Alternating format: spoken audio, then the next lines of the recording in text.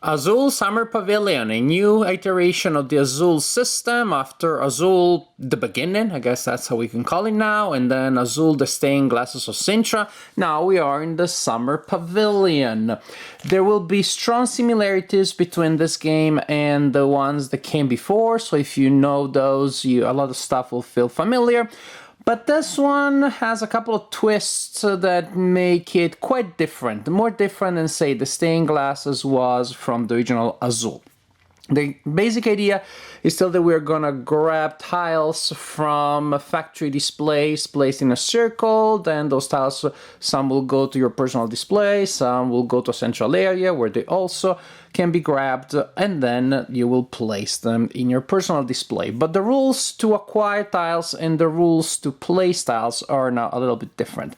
Each player has a display such as this one, and the players will use it to place their tiles and score points. There are two sides to each display for two different versions of the game, and they're both excellent. I'm already anticipating some of my conclusions. We have a display here where we place some tiles randomly at the beginning of the game. This is the location where players will take tiles when they can trigger game effects to give them extra tiles. Then, super important, we have a turn track. The game lasts 6 turns, and each turn there will be a type of tile which is wild. For example, turn 1, the purple tile is wild, and it is wild only for that turn. But then we also know that turn 2, green will be wild, and purple is not, and then turn 3, orange will be wild, and so on and so forth. Then we have the factory displays. We place a number of them on the table. The number depends on the number of players. And we place 4 tiles randomly from the bag that has, as you can imagine, a lot of them. Now, the first phase of each turn will have the players collect tiles and place them next to their boards, not on their board quite yet. And then players will place them according to the rules that I will explain soon. Now, when it is your turn to take tiles during that phase of the turn, you can choose a factory display and you take all tiles of that color that is not wild, plus 1 and exactly 1 of the wild kind. So for example, if I was to take from this display and I decide to take yellow, I take all yellow plus exactly 1 that is wild. So I take those 2. If I take yellow from here, take all yellow that are there plus 1 wild, because this round, remember, purple is wild. If I was to take from that one and I want to take orange, then I would take 2 orange and the wild. And so suppose I decide to take yellow and purple. I place them next to my board, not on the board yet, and then all of the tiles that I did not take go in the middle of the table. And then the next player wants to take red, which is not wild, plus a wild, and that would be that one. And we place them there. Oh, important, in the middle of the table there should also be that token there at the beginning of each turn. So when it's your turn, you can take all tiles of one color, which is not wild, plus exactly 1 wild from a factory display, push the remaining ones in the middle of the table, or you can take, following the same rule, from the center of the table, which is all of 1 color plus 1 wild. And suppose I want to take blue from the center of the table and also 1 wild. If I'm the first player to take from the center of the table, I also take this tile here, which will make me first player next turn, which is a big advantage. And to counteract that, the first player to take from the center of the table and become first player next turn also has a penalty. They lose 1 point for each tile that they took that turn. So that's a really nice mechanism, because maybe you want to do a big grab and be first player. That would be really powerful. So we counteract that in that fashion. So players will continue taking tiles from the center of the table until all tiles are gone, and then it is time for us to place the tiles that we have acquired on our board. As you can see, the board is divided into stars, 6-sided, 6-point stars, and each section has a number, 1, 2, 3, 4. So for example, if I wanted to place a tile in the section, in the yellow section that says 3, I would need to use 3 tiles. So 3 tiles of that color. One I put there, and the remaining ones go in the tower, in this box here. And we'll draw them from there when we need to draw, when we exhaust all the tiles. So that would be how I can do that. While the tiles can replace any other tile. So for example, if I wanted to place a tile in 4 orange and I only have 3, then while purple is wild this turn, so I demonstrated I have 4, I put 1 there and all the other ones go in the tower. When you place tiles on your board, you will score 1 point for the tile itself, plus an extra point for each connected tile. So for example, if this is the situation, and I place this tile here, then I'm scoring 3 points. 1 for the one I just placed, and 1 for the connected. The same applies even if they're not directly connected to the tile that you're just placing, but still connected to that group. So if I place this one here, it's 1 point just for the tile, no connections. If I put it here, it's 3 points. 1 for the tile and 2 because they're 2 connected tiles. Then also you see these other spaces in between the stars. They will allow us to score, to collect extra tiles. So for example, if I completely surround a space with a statue, then I can take 2 tiles from this other display here, and you have a reminder there. I can take any 2 tiles and I add them to my personal pool. If we surround one of these spaces here, the central star is wild, but there's still one restriction, which is every tile in there has to be of a different color. But if by doing so, we surround one of those spaces, then we take 1 tile from this display here.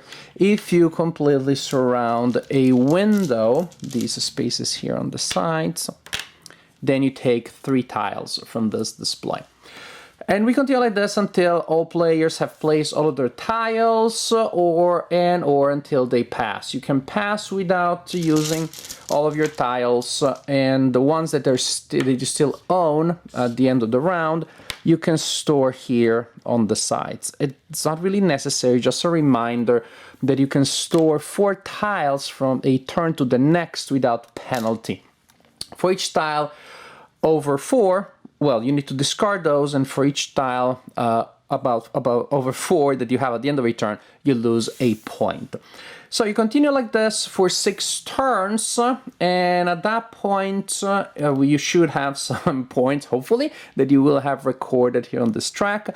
Then there is a final round of scoring following the system that you see here. There are some bonus points that are allocated at the end of the game. If you covered all of the spaces with a number 1 on your board, you score 4 points at the end of the game. All the 2s are 8, the 3s are 12, and all the 4s are 16. Also, if you completed a star entirely, then you score points accordingly. So completing the purple star entirely is 20 points, the orange star is 17 points, and so on and so forth. So you add those final points at the end of round 6, and at the point the player with the highest total is the winner of the game.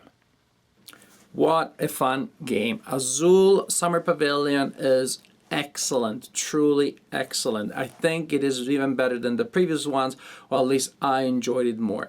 I like to see the family resemblance with the rules that we already know, so made it easier to get started with the game, and the idea that we like of deciding what you're taking and what you're leaving to other people is still there. But then when it gets to placing things, so here we have a really new take. But again, also when we're talking about the grabbing of the tiles, the wild element adds a whole new dimension to the game, because you're taking into account what is wild now and what tiles will be wild next, and maybe 2 turns ahead, because there are pluses and minuses for certain things being wild. On one hand, hooray, you can use the wild to replace anything else. However, on the other hand, that means that that turn is going to be very hard to take many of those, because even if there is a bunch of those in a place, you can only take one wild each time that you take. And so maybe the wild that will be left for the last turn, you may want to complete that star if you're trying to do so earlier, because the last turn you're not going to be able to get many of those. So I like that's what we like in good designs, the dilemma, the choices that are never trivial, never obvious. Which star should I go for now? How should I handle my game pieces now? Should I use them now as wilds, or save them for later and use them when they're not wild? Or I'm taking these non-wilds, should I play them now as themselves, or use them for wild as something else later? So we have that element of collecting tiles more interesting than it was before. It adds a level of complexity that maybe makes it feel a little bit fiddly to, I don't know, casual players, but definitely very approachable for committed players. And then organizing the pieces on your board, again, super interesting. There is a push your luck element, because we will want to do certain combinations, but of course the more valuable they are, the less likely you are to be able to complete them entirely. And I really like how everything that you score one way locks you out of scoring some other ways. So again, you have tough decisions. Covering all the ones and all the twos is not hard, but doesn't score much. Covering all the fours, for example, is really great. But if you're covering the same spaces in all flowers or roses or stars, then of course it's much harder to complete any one of them specifically, individually. Same thing if you're covering spaces between the stars, well, it means that you're spending tiles again on multiple stars rather than emphasizing one or two and making sure you have all 6 tiles for that one. Really, really tough, interesting decision. So simple, but so much depth.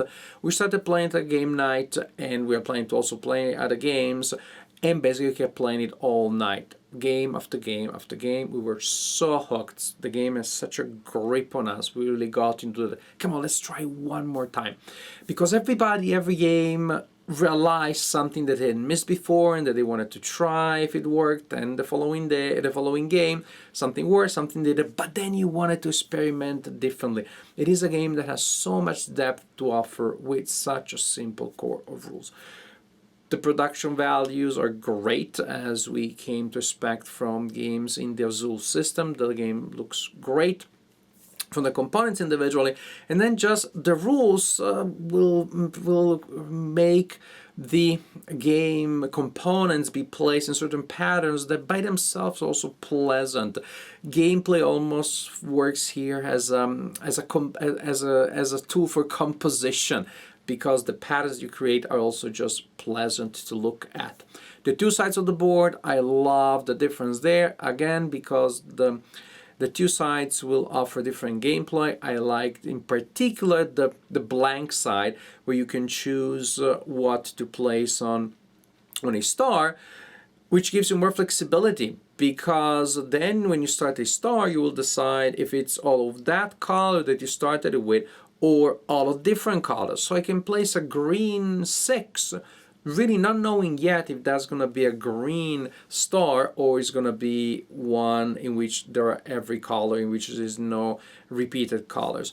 And I could have all stars being all different colors. I can have multiple stars being of one color, because I wanted to cover something, but then again, because of this, I didn't do something else.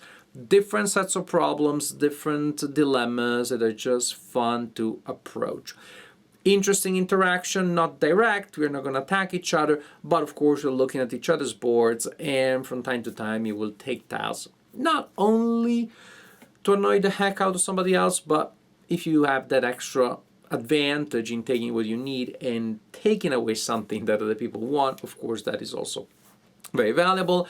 Hands going first is particularly valuable, and that is also why there's a smart design, and so when there's something that valuable, there's a penalty for acquiring that first player token.